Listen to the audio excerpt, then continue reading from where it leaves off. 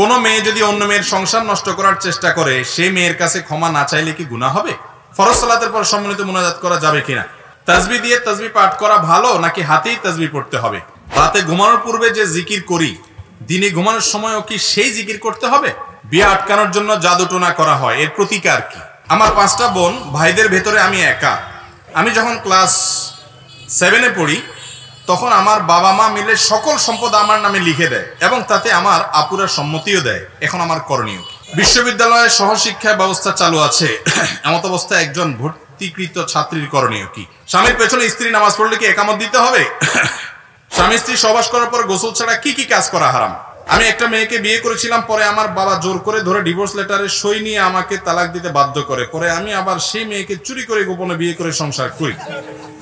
এখন আমার একটি বাচ্চাও আছে, আমার করণীয় কি? হাত তুলে মুনাজাত করা যায় কিনা?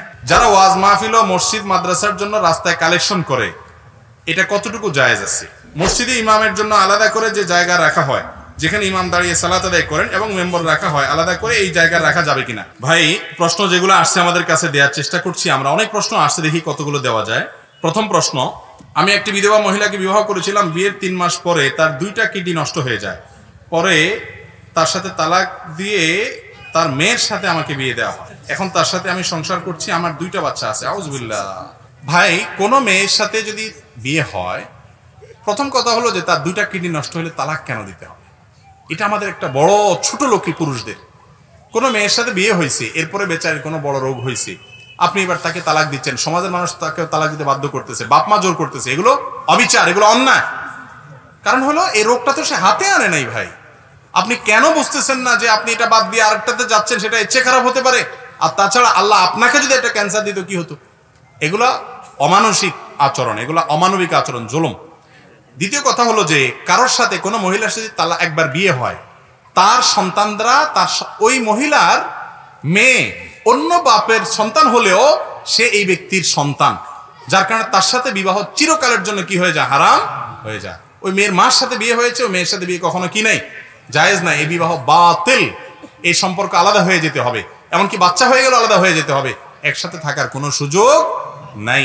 মূর্খতা কোন লেভেলে আমাদের মধ্যে গেছে দেখেন, এরকম বেসিক বিষয় পর্যন্ত জানে না এবং হারামে লিপ্ত হয়ে বসে আছে। আল্লাহ তাআলা আমাদেরকে হেদায়েত দান করুন।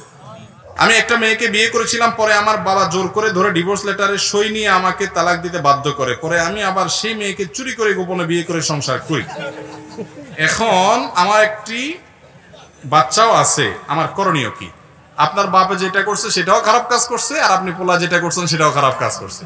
বাবা পুত্র মিলে দুজন মিলে আল্লাহর কাছে তওবা করা উচিত। প্রথম কথা হলো, বাবা কেন জোর করে সন্তানকে ডিভোর্স দেয়াবে?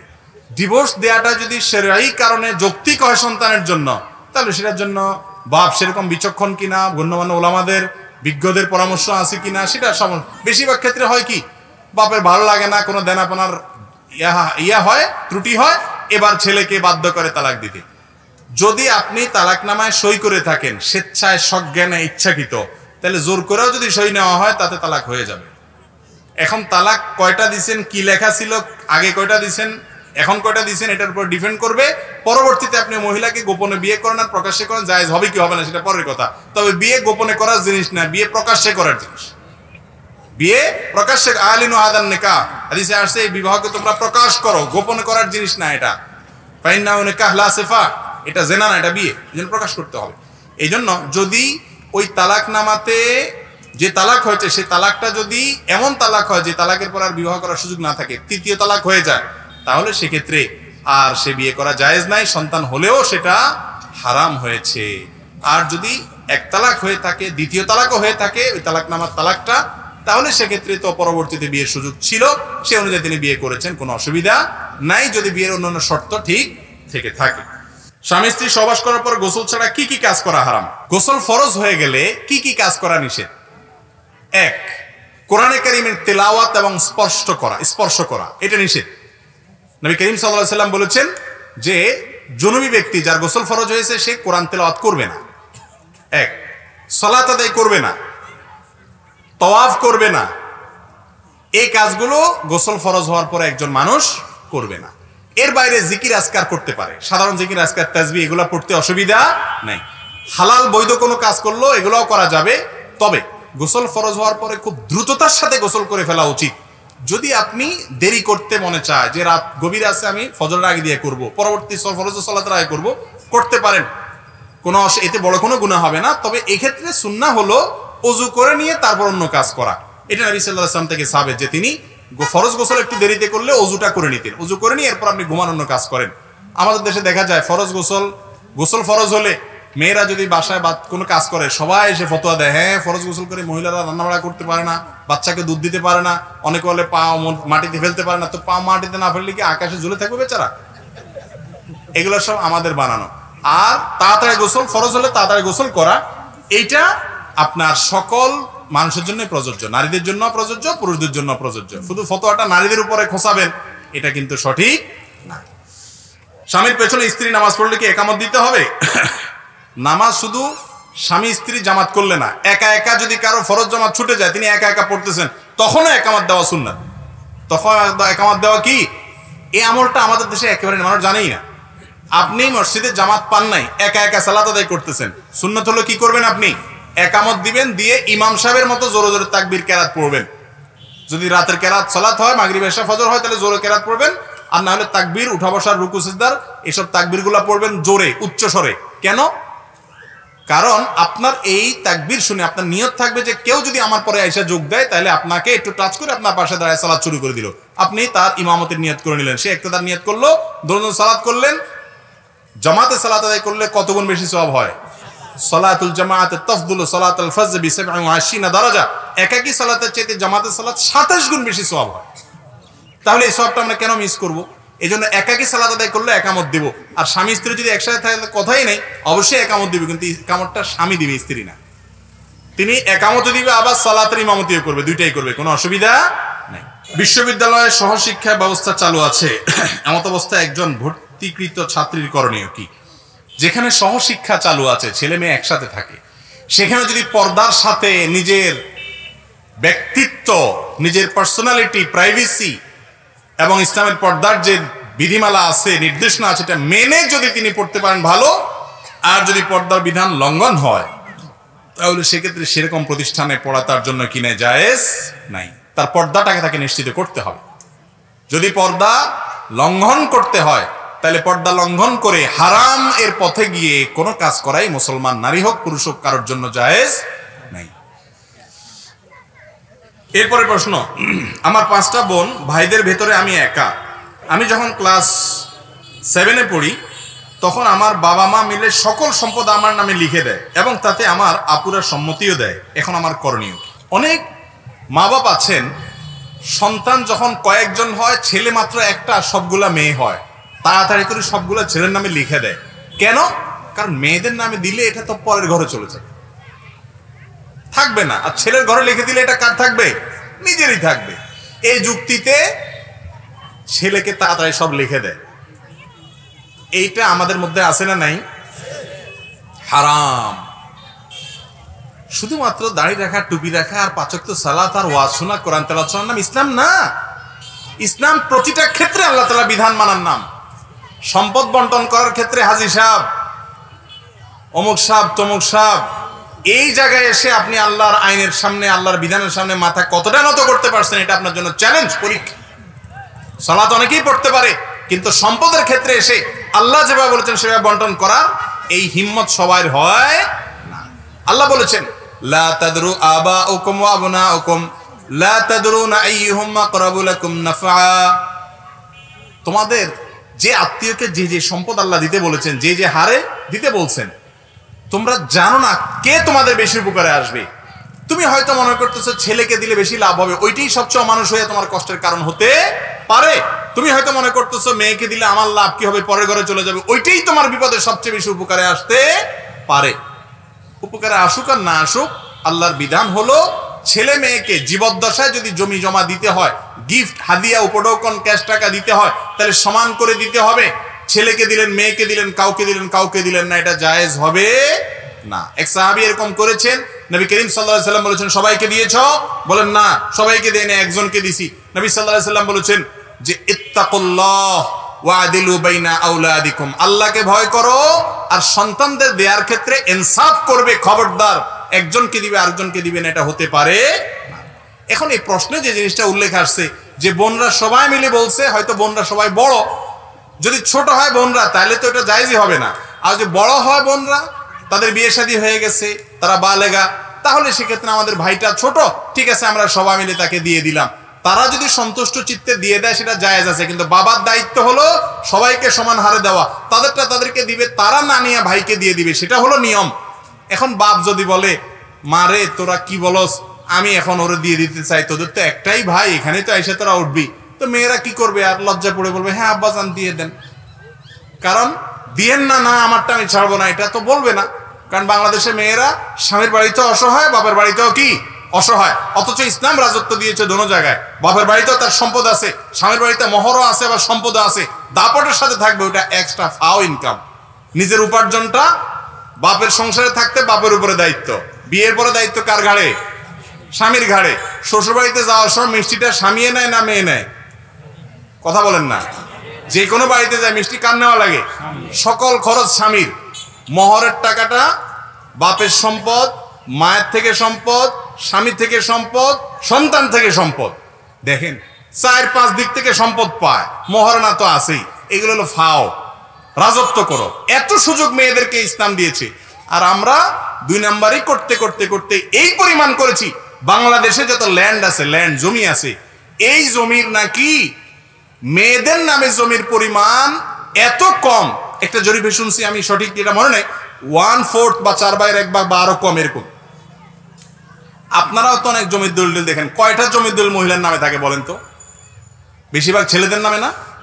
এই যে মেয়েদেরকে অধিকার থেকে বঞ্চিত করা হয়। এই জন্য বাবারা শুনে রাখেন, ছেলেকে দিয়ে দিতে চাচ্ছেন, মেয়েদেরকে দিতে চাচ্ছেন না, চালাকি করে মেয়েদেরকে ডাইকে বলতেছেন তোমরা কি বলো, তো মেয়েরা কি বলবে, পরের বাড়িতে চলে গেছে, তারা বলবে না আমরা রাজি না, তখন তো আপনি বলবেন বেয়াদব। এই জন্য ভয়ে তারা রাজি হয়ে যায়। হ্যাঁ, যদি এমন হয় বোনদের অনেক আছে, ভাইয়ের তেমন কিছু না, বাপের তেমন কিছু না, তারা আসলেই খুশি চিত্তে অন্তর থেকে দিয়ে দেয়, তাহলে সেটা ভাইয়ের জন্য নেওয়াতে কোনো অসুবিধা নাই। কিন্তু তাদেরটা তাদেরকে দেওয়া উচিত, এমনকি তাদের থাকলেও দেওয়া উচিত। অনেক বাবা বলে তাদের অনেক আছে, কি আছে না আছে আপনার দেখার দরকার নাই। ইসলাম বলেছে আপনার সম্পদের ছেলে মেয়ের এমুক অমুক ভাগ পাবে, তার কি আছে না আছে আপনার দেওয়া দরকার, আপনি দিয়ে দিবেন। কথা কি বুঝাতে পারছি?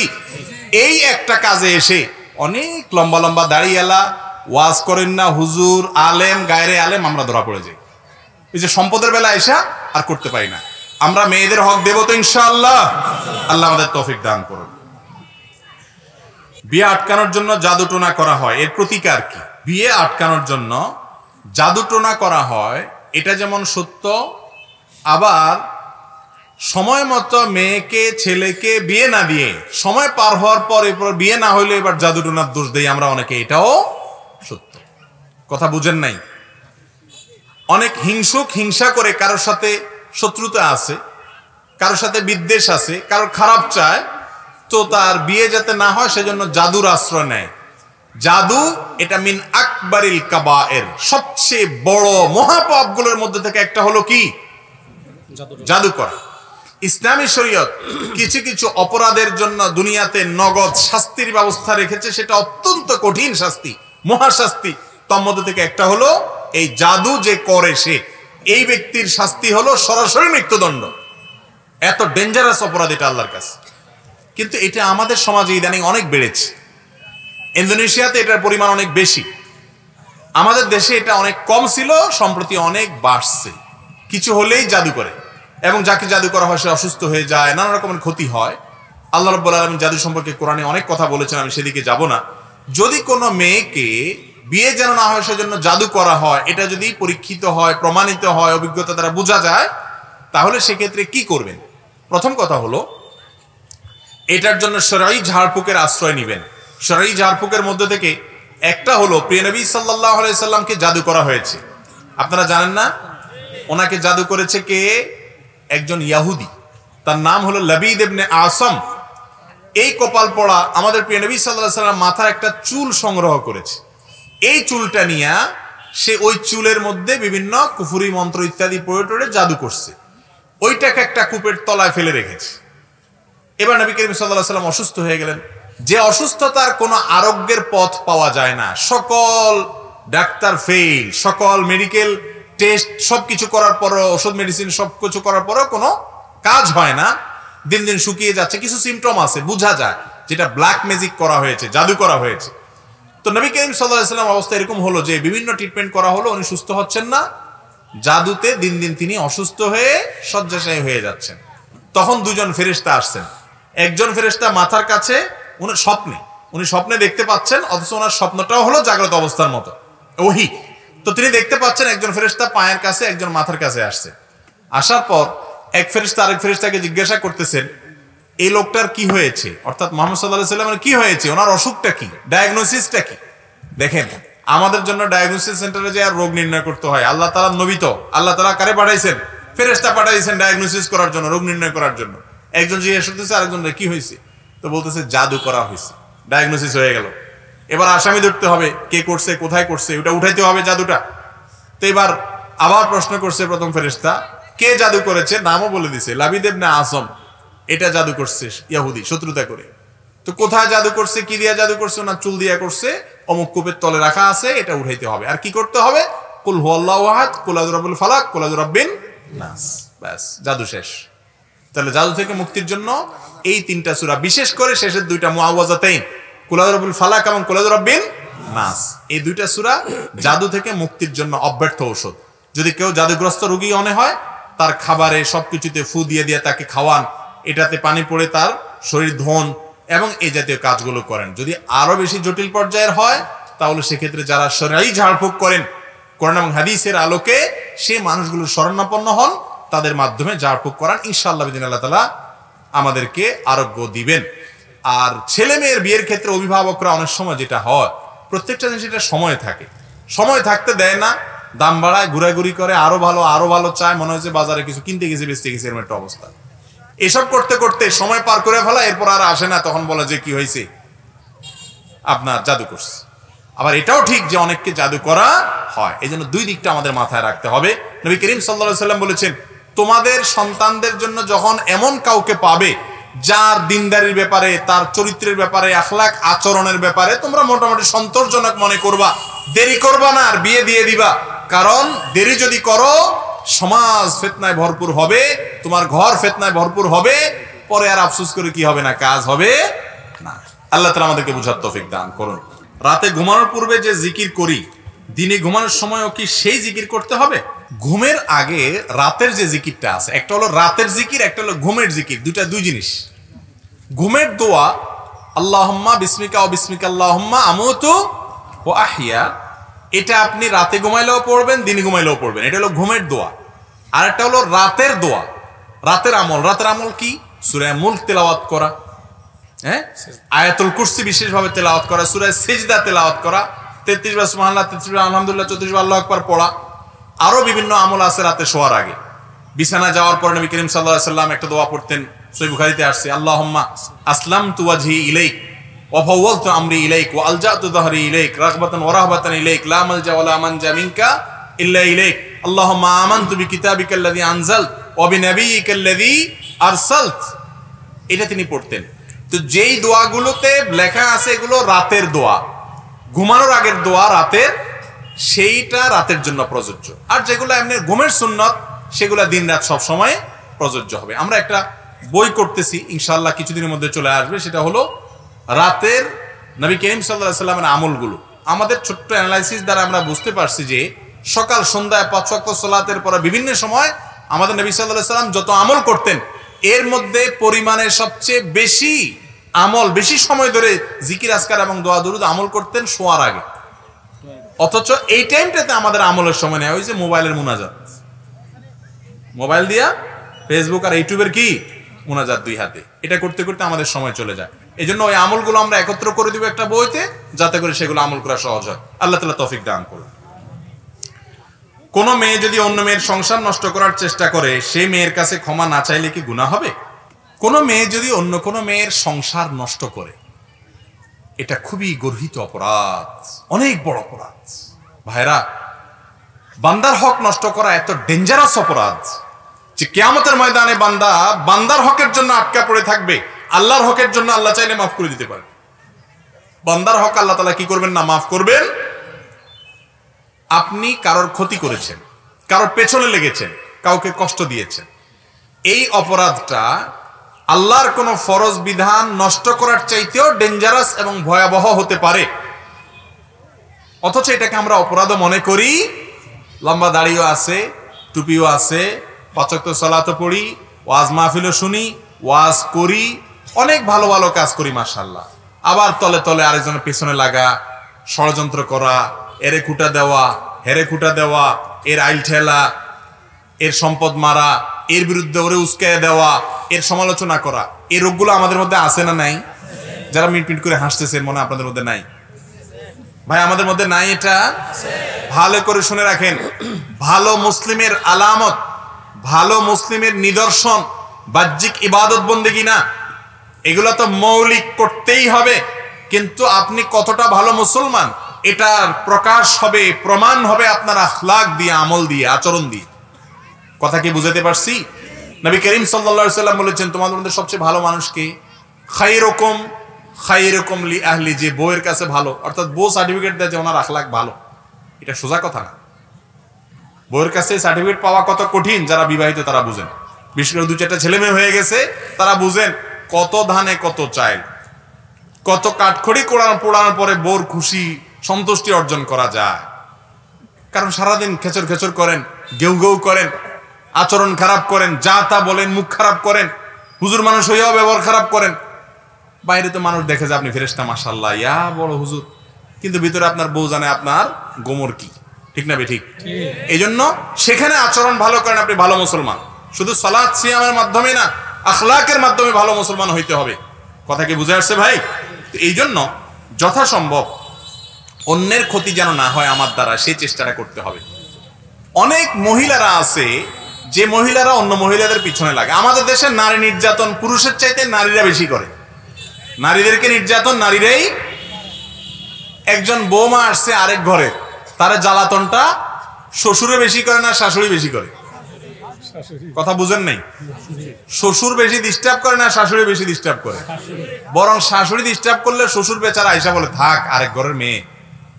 শাশুড়ি ধমক দিয়ে বলে তুমি যাও, বেশি কথা বলো, তুমি কি বুঝো, সব অশান্তির কারণে তো তুমি।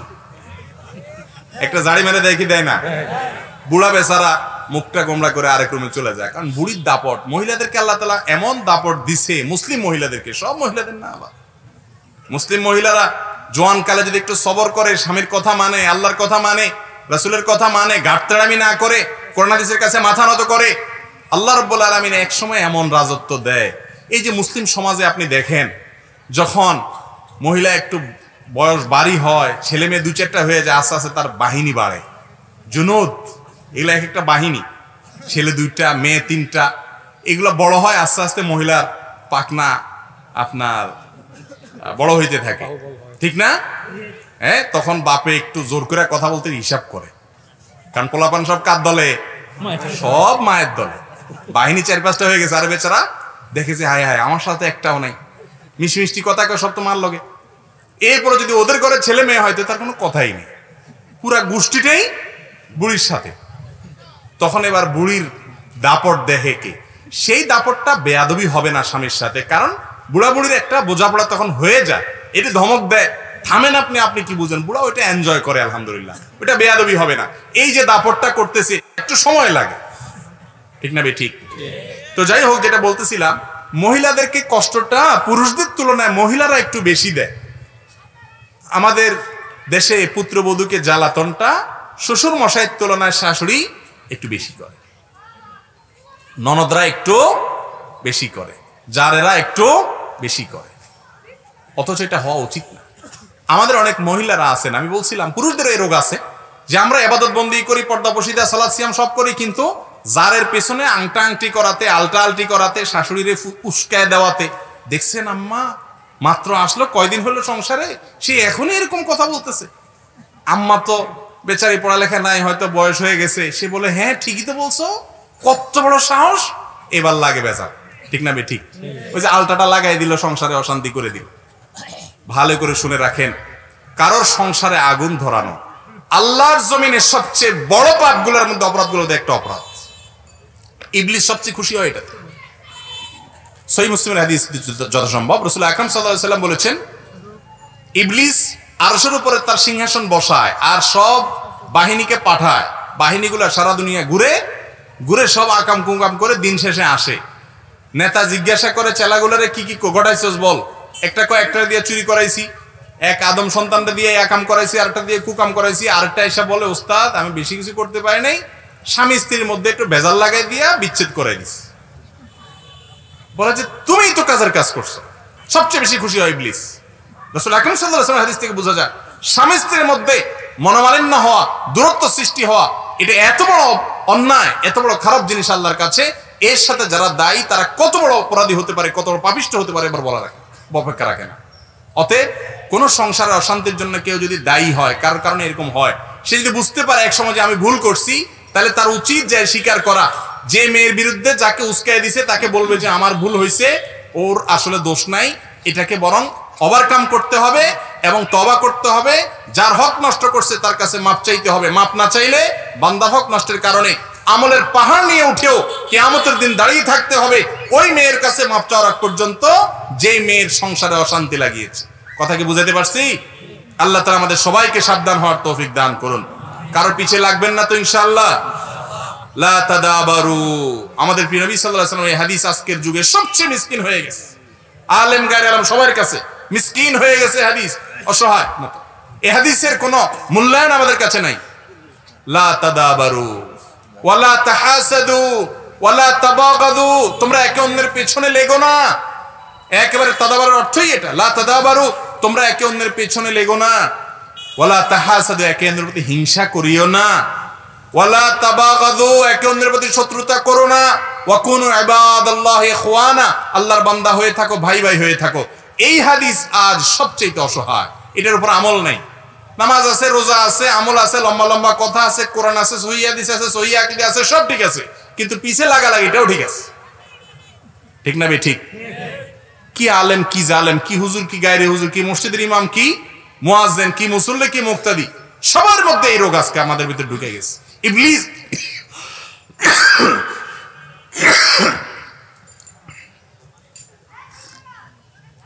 ইবলিস বুঝতে পারছে যে এই কাজ দিয়া জাহান্নামে নেওয়া সবচাইতে কি হবে? সহজ। আল্লাহ তাআলা আমাদেরকে বুঝার তৌফিক দান করুন।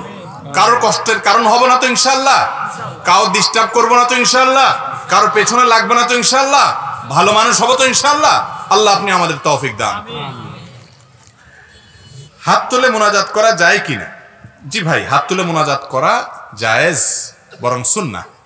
বিভিন্ন বর্ণায় হাত তুলে দোয়া করার ব্যাপারে কথা আছে। হাত তোলার পরে আপনি মুখে মুছবেন কিনা, মুছবেন না, এই ব্যাপারে ওলামাদের মধ্যে ইখতিলাফ আছে।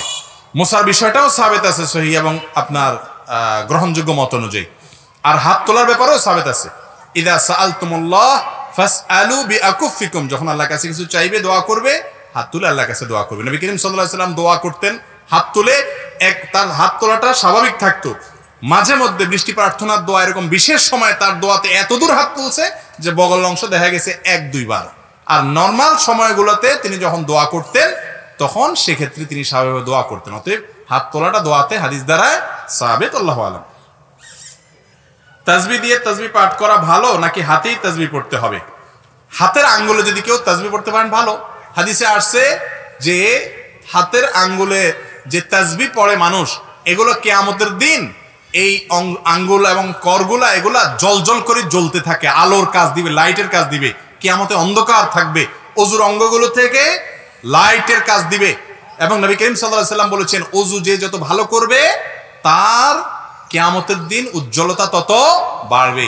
এই যে শীতের মৌসুম চলছে, এই টাইমে হলো ফাঁকি ঝুঁকির অজু করি আমরা বেশি। ফাঁকি ঝুঁকির অজু বুঝেন? আপনি অজুখানা দেখেন মসজিদের, গরমের সময় সিরিয়াল দাঁড়ায় থাকতে হয়, কারণ পানি ঢালতেই শান্তি লাগে, সবাই ঢালতেই থাকে, 3 বারের বেশিও ঢালে অপচয় করে। আর শীতের সময় মাশাআল্লাহ অজুখানে মানুষজন নাই। সন্ধ্যার পরে মাগরিবের সাথে তো নাই, কারণ আসরটা দিয়ে আসা পর্যন্ত চালায় নেওয়ার চেষ্টা করি। অজু যায় যায় ভাব, পেশাবের বেগ, পায়খানা, তারপর টাইট টাইট করে ধরে কোন রকম লাল হয়ে গেছে চেহারা, তাও কোন রকম সালামটা ফিরে দৌড় বাথরুমে। এই রোগটা আমাদের মধ্যে আছে না নাই? এটা খুব খারাপ রোগ। স্বাস্থ্য যেমন খারাপ হয়, এটাতে সালাতও নষ্ট হয়, ইবাদতও নষ্ট হয়। নবী করিম সাল্লাল্লাহু আলাইহি ওয়াসাল্লাম বলেছেন, আলা আদুল্লুকুম আলা মা ইয়ামহুল্লাহু বিহিল খাতায়া ওয়া ইয়ারফাউ বিহিদ দারাজাত। তোমাদেরকে কি এমন কয়টা আমলের কথা বলে দিব না যে আমলগুলোর মাধ্যমে আল্লাহ তাআলা বান্দার গুনাহ মাফ করেন এবং মর্যাদা বৃদ্ধি করেন? সাহাবীরা তো আমলের পাগল ছিলেন, ইয়া রাসূলুল্লাহ বলেন।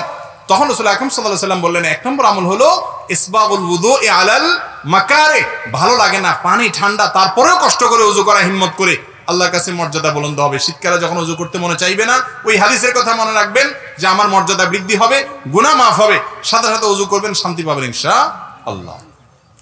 আর আরেকটা আমল, তিনটা আমলের কথা বলছেন যে মর্যাদা বৃদ্ধি হয়, গুনাহ মাফ হয়। একটা হলো ওযু, কষ্ট হলেও ওযু করা।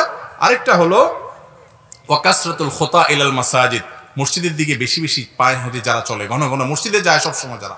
আরেকটা হলো ওয়া ইনতিজারুস সালাতে বাদাস সালাহ, এক সালাতের পর আরেক সালাতের জন্য কি করা? অপেক্ষা করা। আল্লাহ তাআলা আমাদেরকে তৌফিক দান করুন।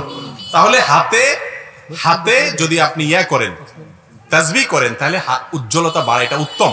তাসবিহ দানাতে তাসবিহ করলে সেটাকে অনেক আলেমরা বিদআত বলেন, আমি এটাকে বিদআত মনে করি না, কারণ এটাকে ওসিলা বা উপকরণ মনে করা হয়। এটাকে তাসবিহতে করলে বেশি সওয়াব হবে বা এটাতে করা সুন্নাত, এরকম যদি কেউ মনে করে তখন সেটা বিদআত হবে। এরকম কেউ মনে করে না সচরাচর, গণার সুবিধার জন্য সেটা ইউজ করে। সাহাবীদের কারো কাছ থেকে আপনার ওই যে খেজুরের বিচি, এটা ব্যবহার করার কথা সাবিত আছে, যার কারণে আপনার তাসবিহ দানা ব্যবহার করলে এটা বিদআত হবে বলে আমি মনে করি না। বাকি অনেক আলেমরা বলেন উত্তম অবশ্যই সর্বাবস্থায় কি করা, যদি কেউ আঙ্গুল দিয়ে করতে পারে সেটাই, যেহেতু হাদিসে সরাসরি ওইটা আসছে। যারা ওয়াজ মাহফিল ও মসজিদ মাদ্রাসার জন্য রাস্তায় কালেকশন করে, এটা কতটুকু জায়েজ আছে? খুবই সুন্দর এবং দরকারি একটা প্রশ্ন। এই যে মাহফিলের সিজন চলছে আমাদের দেশে, বিভিন্ন জায়গায় আপনারা দেখবেন রাস্তায় টেবিল চেয়ার পেতে আপনার মাইক নিয়ে কালেকশন করা হয়, অনেক সময় বাসে উঠে কালেকশন করা হয়, অনেক সময় রশি ধরে এই রাস্তার এপারে ওপারে রশি ধরে গাড়ির সামনে দিয়ে রশি টান দেয়, মানে থামবা না, মানে থামতে হবে। এরপর দৌড়ায় যায় আমাদের মাহফিল হবে, মসজিদ আছে, মাদ্রাসা আছে, চাঁদা দেন। ভাইরা আমার, ইসলামের দ্বীনি কাজ কর্ম এগুলো যেন ঠিকঠাক থাকে, সেজন্য আর্থিক সহযোগিতা করা, সার্বিক সহযোগিতা করা, এটা সকল মুসলমানের কর্তব্য। কেউ যদি না করে সবাই গুনাহগার হবে। মসজিদ বানানো এটা ফরজে কিফায়া, কেউ যদি না করে সব পুরো সমাজের মানুষ কি হবে? গুনাহগার হবে। এই জন্য রাসূল আকরাম সাল্লাল্লাহু আলাইহি ওয়াসাল্লাম মসজিদ নির্মাণের জন্য সাহাবীদেরকে উৎসাহিত করতেন, দানের জন্য উৎসাহিত করতেন, আমভাবে অনেকে দান করতেন, আবার খাসভাবেও করতেন, অসুবিধা নাই।